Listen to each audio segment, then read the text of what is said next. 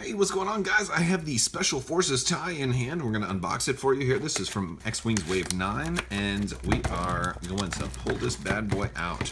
Now, this thing may look to you at first just like a normal tie, First Order tie, but it is slightly different because it is the Special Forces tie. This is the one that Poe and Finn flew off in. This is also, if you're a Black Series collector, this is the one they made the large toy of, which I also have done a review of. First thing to notice is the red on the side. The next thing to notice is that it has the antenna on top. It also has a turret underneath, but it's kind of hard to see there because of the peg is there. Let's look in the back. You have basically a gunner in the rear, and he has his own little cockpit where he is in this wide, and this is one of the places that looks most differently.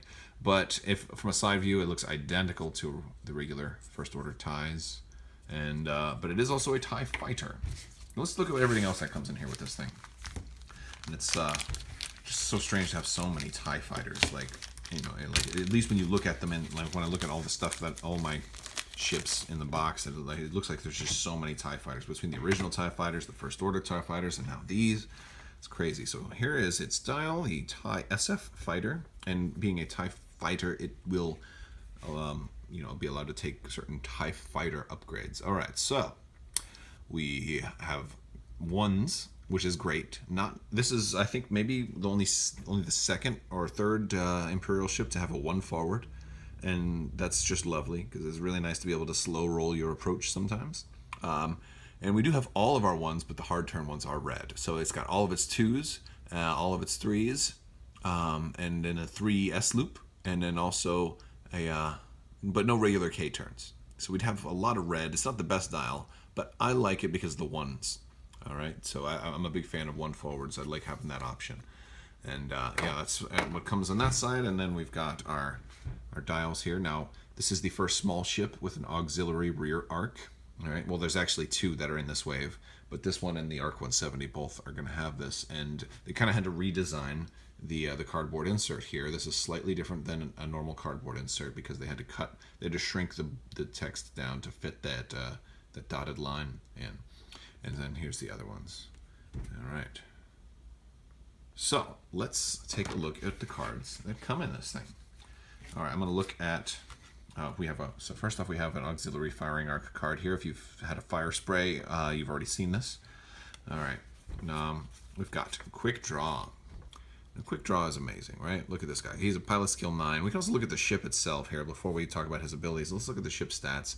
It's a 2 attack, 2 so 2 offense, 2 defense, right? 3 hull and 3 shields. So, being able to attack for 2 isn't all that great, but you're going to find out that this thing can do more than just 2 attack, and so that's wonderful. We've also got the ability to barrel roll, which is always nice for ties. They usually do have that, and focus and target lock. Not all ties can target lock, but the Special Forces ties could. This can also take a missile, and it can take the tech, and it can take a system. System is very, very rare for Imperials to be able to get, so that's great. And the EPT here on Quick Draw. So, once per round, when you lose a shield token, you may perform a primary weapon attack. Now, this is great because there's a system icon out there that you can put on this guy that causes you, when you get a stress, you can ignore it and take a damage. So we can potentially push the limit on this guy, ignore the stress, take a damage, fire during the activation phase. This is the first ship we've ever seen that can fire during the activation phase. And then you can then, shoot again regular. So remember that. This is important. He can potentially shoot during the activation phase. Or if he lands on an asteroid or flies through an asteroid, I should say, not lands on. Okay, now backdraft. When attacking a ship inside your auxiliary firing arc, you may add a crit result. That's huge. Now, I don't know if you are familiar with it, but like with the TIE Advanced, for example, even a 2 attack ship that's adding a crit result becomes more powerful in theory than a 3 attack ship, because it'd be like 3 attack but guaranteeing the crit. And that's fantastic. Here's our number 5, and he also has he also has the EPT, which is always nice, and he has no special text. And then our PS3, and our lowest point cost here is coming in at 23 points, which is kind of expensive for a generic. but it's nice when you see the special things that they come with. So let's talk about the title. All right, so this is what you can do with this ship. This is a 0-point title. And in case you're wondering why they make 0-point titles, not all titles are fixed. This is a way for them to apply special text to the ship without overloading the card. So this is for the TIE SF. You're probably going to give every TIE SF you field this title. When attacking with a primary weapon from your primary firing arc, you may roll 1 additional attack die. Oh, so that makes it a 3-attack ship. Suddenly, that 23 points isn't so bad, right? And then it goes, if you do not, you may perform an additional attack from your auxiliary firing arc. So you can roll 3 dice out the front, or you can attack twice, 2 out the front and 2 out the back. So that's, and having the option to do that really, really helps the things that you can do. Especially if you find yourself at range 1 on both front and back, or one or the other, or both. You can potentially throw out a whole lot of dice. And remember, we were talking about this guy here, and he can attack twice. So he can attack twice. So he can attack. I mean, every time he's attacking, he can potentially attack 2 times. So he can attack basically 2 times in the activation phase, and then 2 times during the combat phase. In theory, if everybody was lined up just perfectly. That's not always going to happen, but it's nice having those kinds of crazy circumstances. Okay, now we've got some new tech upgrades here. We've got 2 copies of this. This is a sensor cluster. When defending, you may spend a focus token to change one of your blank results into an evade result. Okay, so this is very similar to the tech stuff we've seen already before. They're all about focus. They're all about focus and new ways to spend your focus and things to do. Or about your green upgrade cards, because we already seen one that lets you do this with attack. You can change a blank to a hit instead. We've also got collision detector. Now this is awesome. This may be one of the cards that makes you want to buy several of these, because it's a 0-point system card. 0 points, man. That's huge.